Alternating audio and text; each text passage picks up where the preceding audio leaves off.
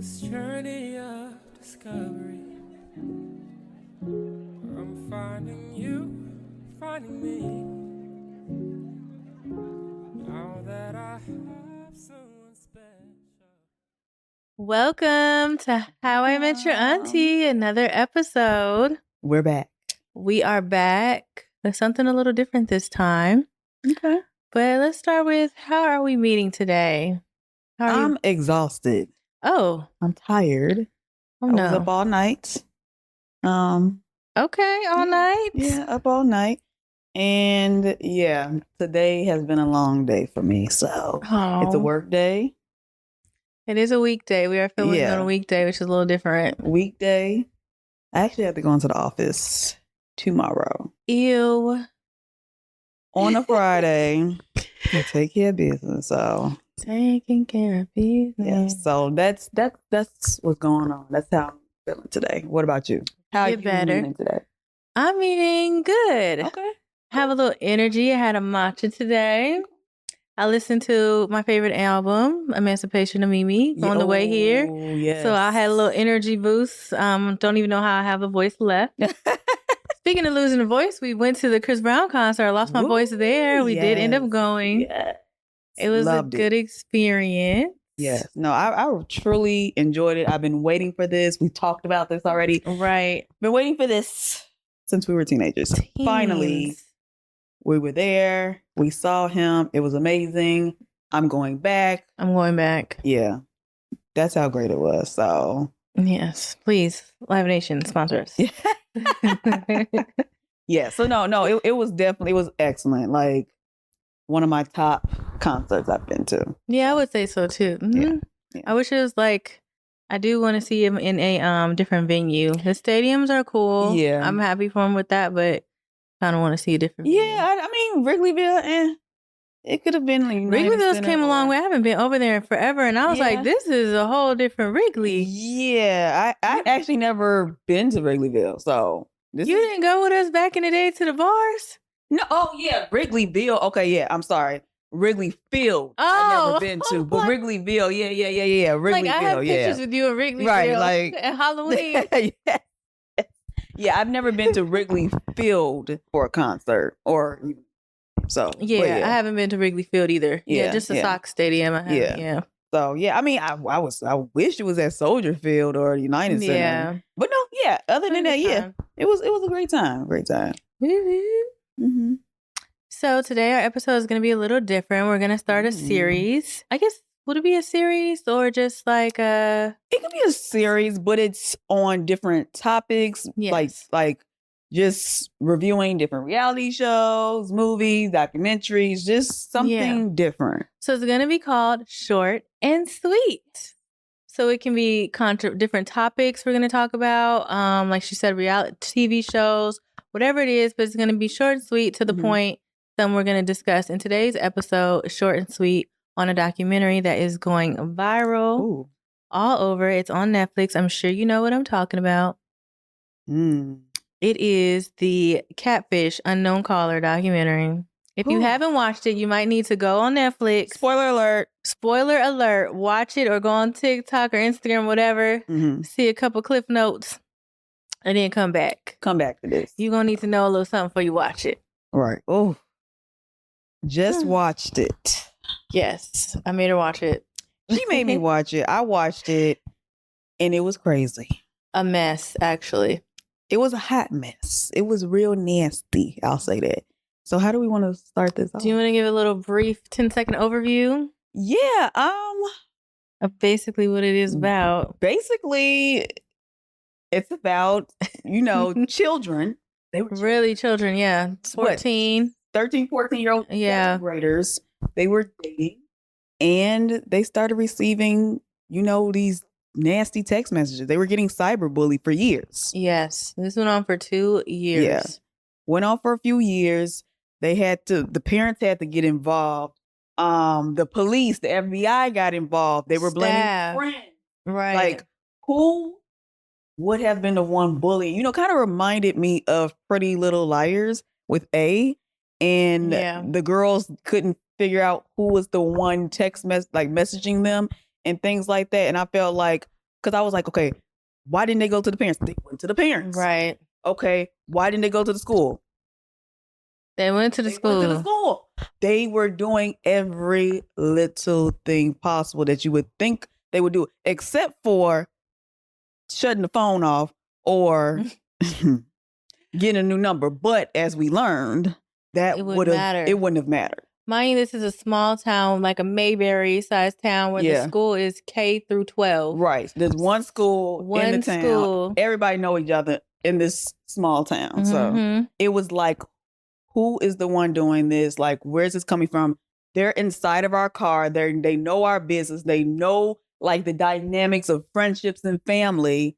And who did it? But the text messages, let's take a moment to talk about that. The messages themselves were so disturbing. Oh. And mind you, these kids are like 14 and you're texting them like explicit things like, oh, your boyfriend will never want you. He wants a BJ and a D&P and da-da-da. Right, and you're anorexic. Kill yourself. Kill yourself. Like, kill yourself. You're anorexic. You dress like a slut. Like, different nasty things that these children started thinking like, should I commit suicide? Yeah. Like, should I do these things? Like, the parents like were in tears.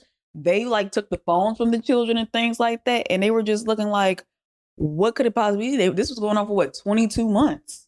Girl. 22 months this was going on. And it turned out to be the mama. Lauren's mother, the main girl of the story. It was her mother the entire time. Crazy. Looking stupid on camera. Crazy. And I felt it. Yeah, you said it from the beginning. I made her watching the first came on. I bet you it's the mom. I said, oh, damn. She didn't got it already before we even start. It was just something about her. And I was like, something ain't right. Because I had told her, like, I just like heard a news report, let's say a couple months ago. I don't know if it's really this story, but it was a story about a mother cyberbullying her daughter. And this is exactly what happened. And it was the mother, very sick woman. I think she just got like a year of jail, a slap on the wrist. And it was just like, 19 months. Of course, the privilege of it all is the reason why she just got a slap on the wrist. But I'm like, she went to prison for what? Stalking, right? Yeah, I think it was cyberbullying, stalking, harassment. Something. But it should have been some pedo case. Yeah, that's the stuff she was writing. What she was saying, especially to the little girl's boyfriend who's 14 years old. The nasty thing she was saying about him. Found out she was obsessed with him. All these years. Obsessed with him. Really, I couldn't even imagine texting. First of all, my daughter, let alone another child, the things that she was saying, even if she was like, I zoned out and I would not even be sending nothing like that. Let me see you ice cream. Girl, what are you writing? Use your imagination on what it really said. Yeah. But what? And that's why I started thinking, like, is this an adult talking to these kids? Yeah. It didn't sound like another 7th grader, 8th grader, high schooler would really say that. I don't remember. I mean, people right. We were in high school and things, but the things it felt like an adult was saying these things. And I don't think it should have just been stalking. I think it should have been. She should have got on the registry. She should be on the registry for sure. Because at one point, like the boyfriend, he was saying like her mom, the girlfriend's mom, would be cutting his steak and everything for him and driving 3 hours and things to see him at a game and would go to all his games. This is not your child. First of all, I'm not driving 3 hours for no 7th grader baseball game. Not at all. It ain't that exciting. Unless it's my own child. And you ain't going to the league in 7th grade. Let's make a vacation of it. 3-hour drive. I don't think I'm going to be attending that unless, I don't know, maybe, but not. But this was maybe a child. That's the thing. The issue is the mother was jealous, envious of her own daughter. She was calling her all type of B's. She was just being so derogatory and nasty to her. She came off as very narcissistic, a victim. She didn't take accountability. Yeah. She didn't take accountability or whatever for the situation. She said like, oh, in the beginning, it was somebody else. Some anonymous person was the one that started it. I don't believe that. I don't believe There's that. There's a lot of different like scenarios they're like putting online. I just don't think I don't think the daughter started in the beginning. That man, it just didn't. I don't know. It was the mother the entire time. She basically said somebody else started it, and then she was doing an investigation herself, and then she just kept up with it to like protect her daughter and things like that. Found out she's in IT. And she hasn't had a job in over a year. Oh, but the daddy didn't know that. The daddy didn't know that. And she was the one dealing with all the finances. You're the man and lost everything. You didn't put stuff in storage. Then you didn't even pay the storage bill. He done lost all the stuff in the storage. That's ridiculous. She just didn't care. She didn't care. She only cared about lost herself. In the sauce for real. And she was, you lost your job because you've been texting all damn day. Teenagers, obsessed. You're obsessed with your daughter. You're obsessed with your daughter's boyfriend. You got other kids involved in it. You know, the school bully. You got her involved, and she didn't. She was so involved in the school. Like, I don't know how they. Well, I guess in the article they were saying they kind of start catching on. But like, you're being at the school. You're a coach. You're in the parking lot, just using the Wi-Fi. You're at book fairs. That's how you knew all these little intricate details in the kids' lives because you are there every day. You're probably snooping around. Those are those parents that what you peaked in high school and you can't let it go. Now you're living through your daughter. Yeah, she was living vicariously through her daughter. And then you say you know that your daughter wouldn't, take her own life. But what about the other kids? So you know them that well that you know that they wouldn't do that? Like, it's and just... She also befriended his parents. Right. That's the thing. That's the crazy thing. You were so obsessed with him. You befriended the family. You tried to do everything with them and stuff like that. It was just crazy.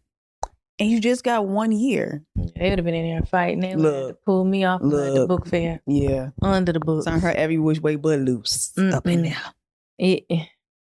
Who child? Yes. You know it couldn't have been no black mama touching the little white kids. She would have got 10 years. Oh gosh. And every charge imaginable. Okay, put her under the jail.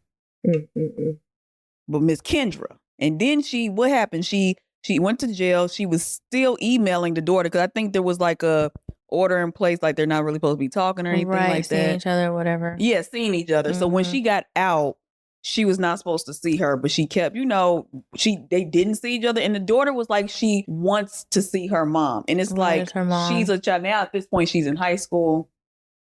She wants to see her mom. The child was in shock. Like, she's probably just going through all these different emotions. Like, I'm thinking this is my mom. She loves me and things. While she really hates her. She really wants to be her. And it was just sad. It's not worth losing your whole life.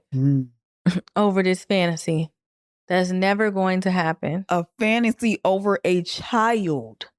That's the sick thing about it. It's really trying to relive her childhood and not like you're an adult. You're not 16. You can't be doing a mess. It's just a mess.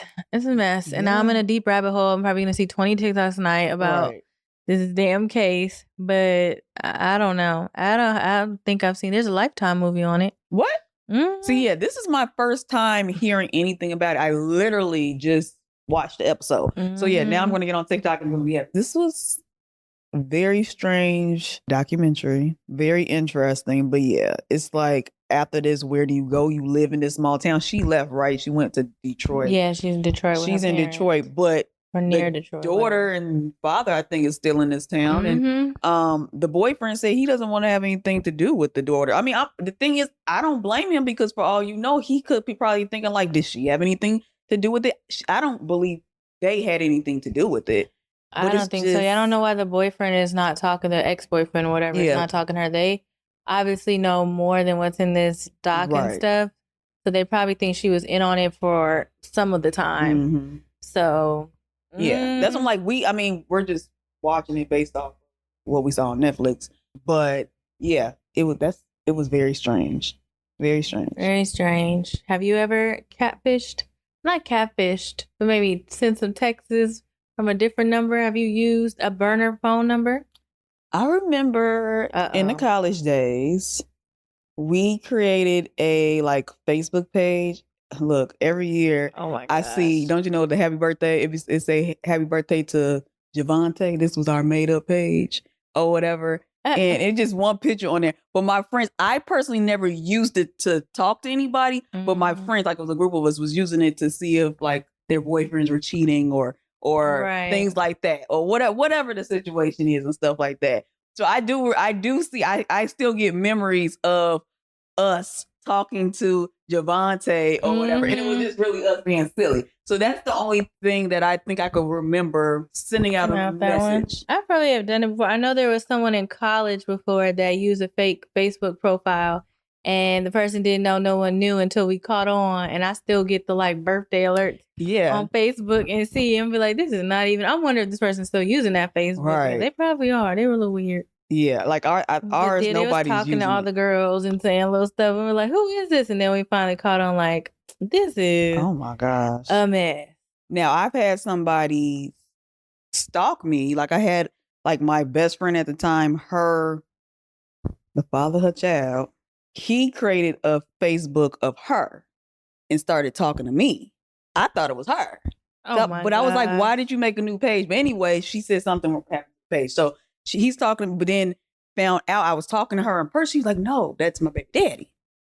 And I'm looking like, wait, what?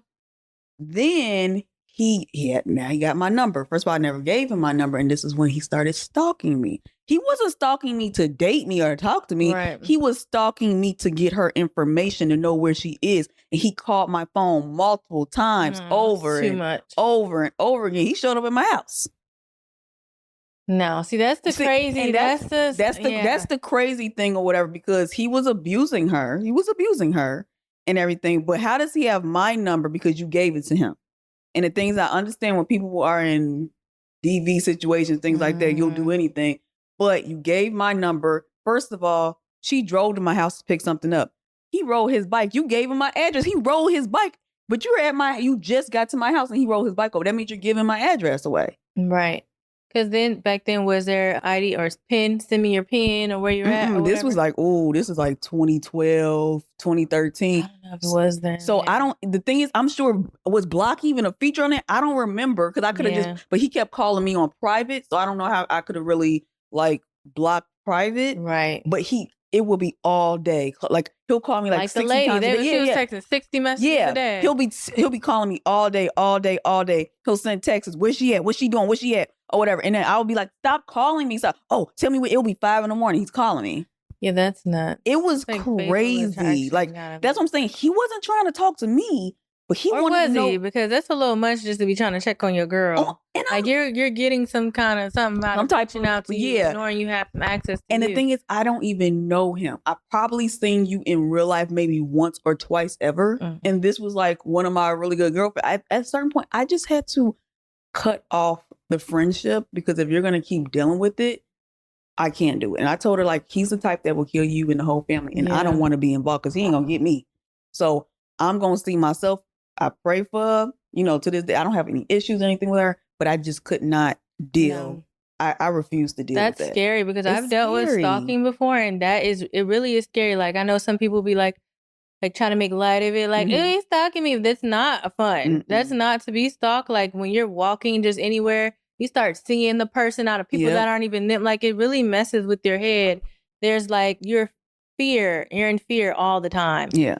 Like, I remember just walking to work and then someone popping out the car and being the person and being like, what the? Yeah. And then it's like, now you're scared all the time, or like, I'm about to start getting a restraining order because this isn't cute. Yeah. It's not showing your love. Like, leave me the hell alone. It's abusive. That's what it is. It's scary. Yeah. Yeah, you're not putting your hands on me or doing these things, but it's abusive. Yeah. And it's control too. Like, they feel like they have a little more power. Like, even if I can't have you, I'm got power over your mind. Yep. You're gonna be on the lookout. Yeah, these people out here is crazy. They're crazy. And y'all protect yourselves. You gotta protect yourself. And just like this Kendra lady, the mama, it was a whole control thing. And you were so called sweet and loving to your daughter, but in real life, you did not like your daughter. You wanted to live through her. You wanted to be her. You wanted her life. You wanted her boyfriend, who was a child. I'm keep saying it. Yeah, they put out messages of her like at a baseball game, texting her daughter from like her daughter knew it was her, saying like, go over there, sit on his lap right now, put your arm over him, go kiss him. Why are you not being around him? It doesn't matter if you guys broke up. Get over there. Why are you directing your child to go sit on the little boy's lap? On a lap. No. You know we don't play that. Don't play it. No. First of all, she wouldn't have had no boyfriend. Okay. I wouldn't have known. As a parent, wouldn't have known she had a boyfriend in 7th grade. Of course, kids do what they want. But we're not going on family trips and hanging out with the boyfriend's parents. And girl. Not at all. No, we're not doing that. We're not entertaining that. You were too young, obviously. Yeah. I guess the mama too young too, or too young-minded. Yeah, it seems like when she was talking, she had the mind of a child. Like, it was like she's not there. Something's not Maybe her sexual assault at 17, what is it when they like, you're stagnated, your growth? And like, she just didn't grow since 17, and she's still a 17-year-old seeking attention. Like, I don't know. She had an excuse, and she was like, at a certain age as a child, she did get raped.